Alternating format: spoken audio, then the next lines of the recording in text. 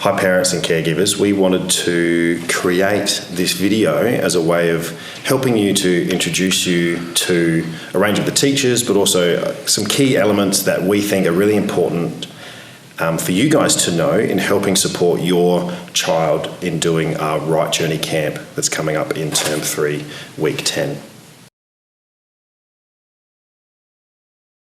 Hi, I'm going to talk to you about the philosophy behind the Right Journey and the camp.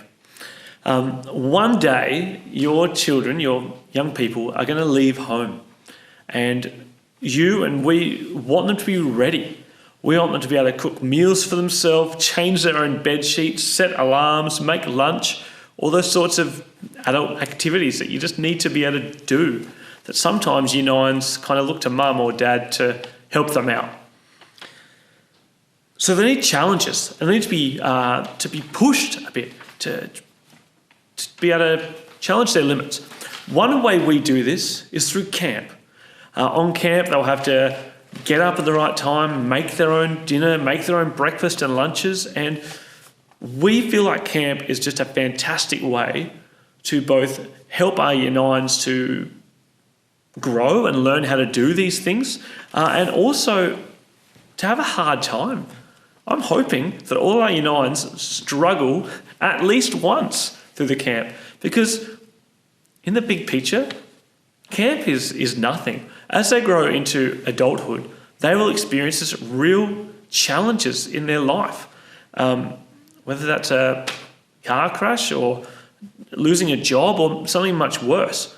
And I want them to be able to have a hard time at camp, but to prevail, to get through it, so that one day when they have a much worse scenario, they know they can do hard things and they can get through this. And that's kind of the philosophy behind camp. One thing we do on camp, though, is we have challenge by choice. Every challenge, the students get to choose to partake or not. No one will be forced into anything they're not comfortable with. So we give lots of opportunities for growth, but everything's a choice.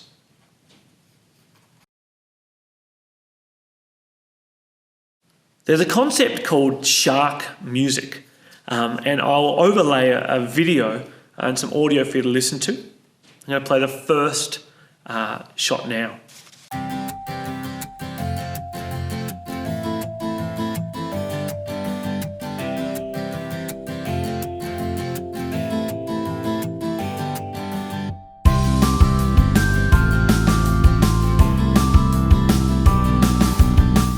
Okay, so that looked like a beautiful beach scene. I imagine the video and the audio brought to mind maybe a holiday by the beach or having a nice swim, keeping cool on a hot day. I'm now going to play the same video with a different audio, and I want you to keep in mind how your responses change. So look for that now.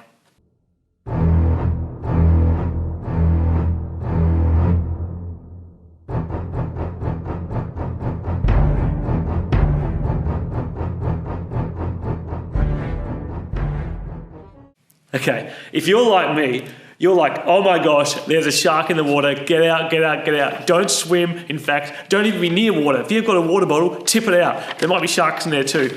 I used to be a surfer, and I'd always be a bit nervous about the sharks. It's amazing what a difference that audio does. And it's because we've been taught through the movie Jaws or something like that music equates to sharks. It's just something in our mind that does that. Sharks don't, of course, sharks don't make that music. It's just something we've been taught. And the concept of shark music is that it's as if there's a little jingle that dun-dun, plays in our head at sometimes irrational moments. Maybe as a child, you were told to never climb on the monkey bars because you could fall off and hurt yourself. And you've sort of taken that on board, and then you see your child climbing on monkey bars and you're like, get off, it's unsafe. And seeing those monkey bars sets off that shark music in your head. I've seen this really clearly with someone with water. I was taking someone on a canoe trip and they were life jacketed and it was all safe. But their mum just freaked out because she'd had a negative experience during canoeing as a child and didn't allow her own child to have her own experience. So with camp coming up, maybe you're not super into camping. Maybe you're not into the idea of a 16-hour solo. But please, if you start hearing your shark music playing when you're talking about camp with your child, try to keep that to yourself. It's good for your children to hear wise counsel from their parents, of course, but if you're thinking more, it's just that irrational dun-dun-dun-dun music, maybe let your child have their own experiences. And that's shark music.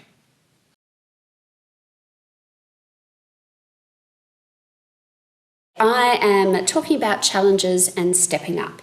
So we encourage our students throughout the Right Journey year to be able to step up and push past their comfort zone, and camp is not going to be any different.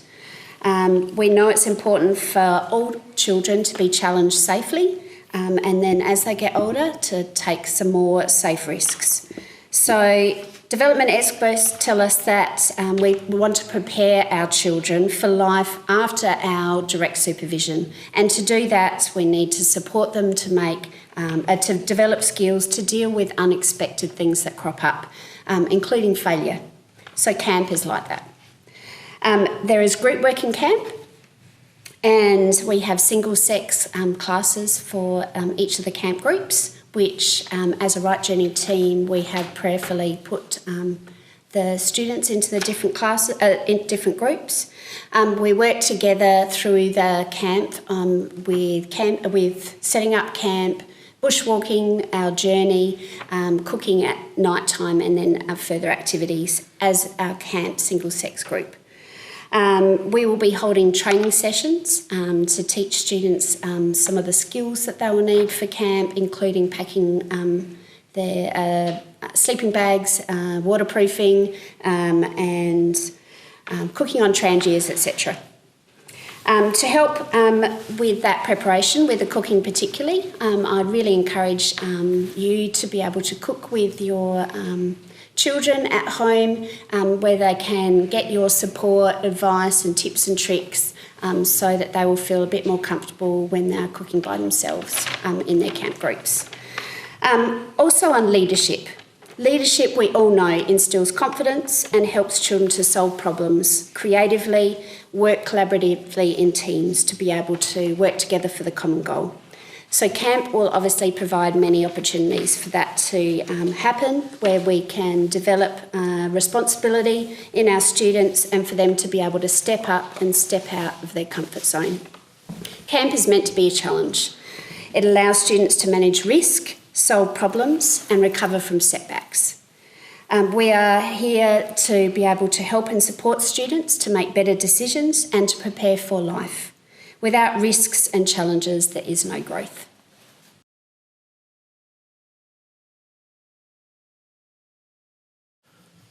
At Emmaus, we believe in restorative practices. And one big element of that is the idea of high expectations and high support. I'm going to put a picture on top here now, and you'll see the 4 windows here. If we give no expectations and no support, we just do nothing to a child, the not window. If we have really high expectations and no support, we do things to a young person. That's kind of a classic punitive model. You will do this. If we offer high support and no expectations, we do things for young people. That's where we always make our sons or daughters lunch, and they never get to experience that. They never learn. But if we offer high support and match that with high expectations, we do things with young people. That's where we as a school want to be, and that's where we want to be on this camp. So we do have high expectations for the Year 9s for camp.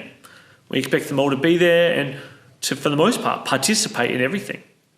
But we think we'll be offering high support to help them out. And whatever that support looks like, we want to offer it to ensure all our students meet those expectations.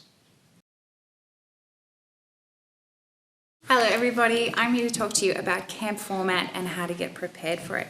So we're looking at a 5-day camp, and it's a journey camp, which means that everything your child brings needs to go into their backpack and it's going to travel with them during the day, and they'll need to carry it. So we want to look at how to pack a backpack that isn't going to be too heavy but has everything that they need.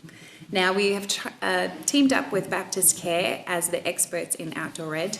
The teachers are going to play the role of support and looking after the well-being of our students, and our Baptist Care team leaders are going to be keeping us alive, basically. They're going to be showing us the ropes with orienteering and cooking and all that comes with it, including the first aid. So I want to just look at a couple items that we want you to start thinking about getting now in preparation for camp that we do feel is key for it.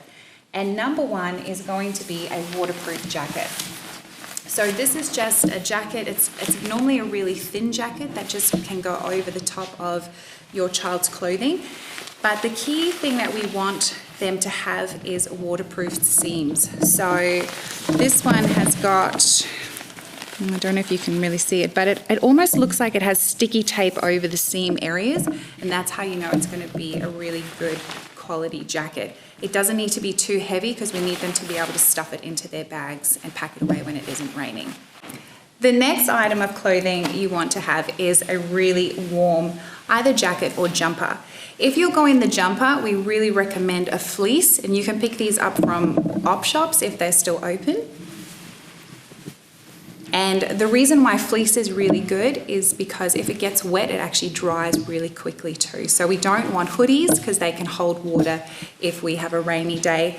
These dry really fast and they're not really heavy, and they also let you breathe.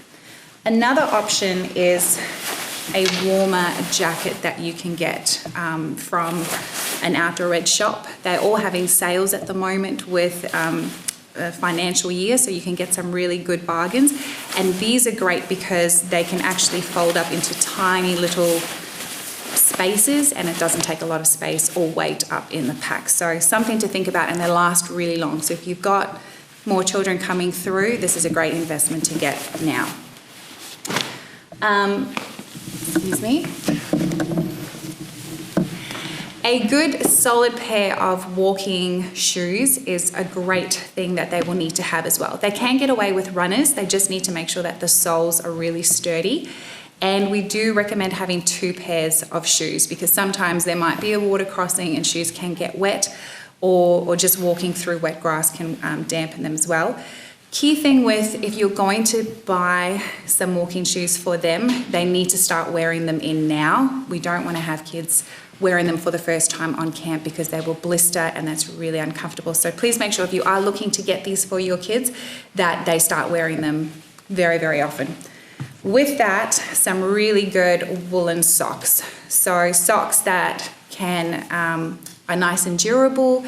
The great thing about woolen socks is that if they get wet, they dry really quickly, where other socks can tend to hold the water on their feet, where these kind of keep the water away from their feet so they don't run into having that wet kind of foot feeling, which is awful. And then the second last thing is a really good sleeping bag. We are sleeping out, as you know, in tents all night, and one of our nights we're in a tarp for solo, so having a good sleeping bag to keep them warm is essential. We recommend that it doesn't 0 degrees is kind of like the minimum, and then drop into the negatives. Anything higher than 0, it won't be warm enough for them to look at. And the final thing that we suggest having is a really good pair of thermals. This is for them to sleep in at night, just to keep them nice and warm. And with camp, the key is layering. So starting off with some shorts, having a top that they can just strip off. They really don't need a lot of clothes to bring in. We will give them a list of everything that they're going to need, and we'll go more in depth into class. But what I have showed you is key that we want you to start thinking about now getting and in preparation, because they're essential items for this camp. One thing we really do want to stress is the type of material of the clothing that you pack. We want to steer away from cotton because this holds water and it doesn't dry. So if they have cotton t-shirts or cotton jumpers, if that gets wet, that is going to stay wet for the entire camp. They just won't have enough time to be able to dry it. So if you are unsure, then please check in with us and we're more than happy to clarify anything and any materials that you might be unsure of. Now, in light of the current season that we're in, something your children will need is toilet paper. So you may want to think about grabbing some extra ones while you can, because they will need to supply all their own toilet paper for a 5-day camp. As well, what they will need to take is food. They will be having to supply their snacks. All other meals will be supplied by Baptist Care. So breakfasts, lunches and dinners are all supplied for your children. The only thing they'll need to bring with them is snacks that they will need to eat along the way. They will also need to be bringing lunch on the first day. So when we hop into the bus and head to our first drop-off point, we're going to stop and have lunch. They would have packed that with them, so we'll remind them for that too. Water bottles as well. 2 litres of water will need to be packed for the camp. We suggest 2 1-litre bottles that can be balanced on either side of their pack. That would be easy to access rather than just one single 2-litre bottle. Baptist Care will also provide some equipment, so you won't have to provide as parents some things like a backpack. Baptist Care will provide a backpack for your child that will be good for carrying equipment for 5 days. Baptist Care will also provide tents, they'll also provide a sleeping mat, and they'll also provide a cooking utensils, the food, and the trangia, which is the implement, the utensil that we use to cook all our food in, and the students and the teachers and the outdoor instructors will be using those too.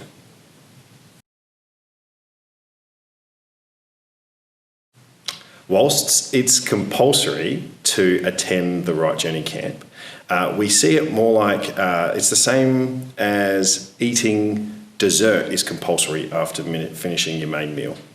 We think it's the best part of the entire year and something to really look forward to. It culminates in so many of the life lessons that we teach in class, and so camp is an awesome way to work on some of those out in the field and out in nature.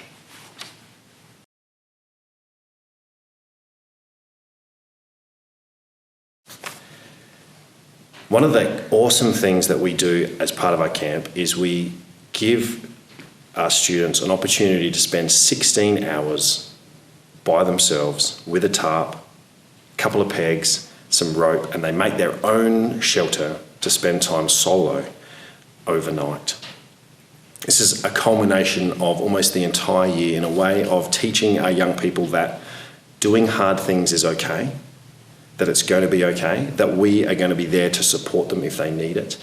And it's an awesome opportunity for us to teach our young people about what it means to spend time by themselves, to notice themselves and who they are, to spend time alone when a lot of their life is spent with people, with things, media, phones, stuff just coming in all the time. And it's an opportunity to clear their mind and spend time just with themselves. They'll be spending time in nature, God around them, and they'll be spending time with God inside them. We have some journal opportunities for them as well, and we've got some Bible verses and things to help guide them into how to spend their time constructively. And also just lots of space for them to notice and enjoy nature around them.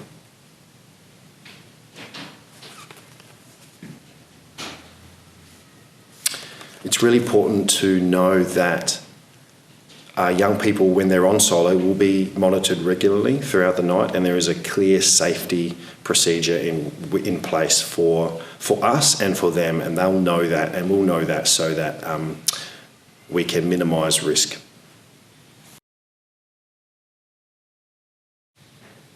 We've created a frequently asked questions page for you to peruse at your leisure. For any questions that you think are important for you, please have a look through those and get any information that you need. If there are any questions that you have that you think would be helpful, not only for you, but also for any other parents that may have that question, please fill in the form that's at the bottom, and we'll be able to add that question to all the other questions so that it can be answered for everybody.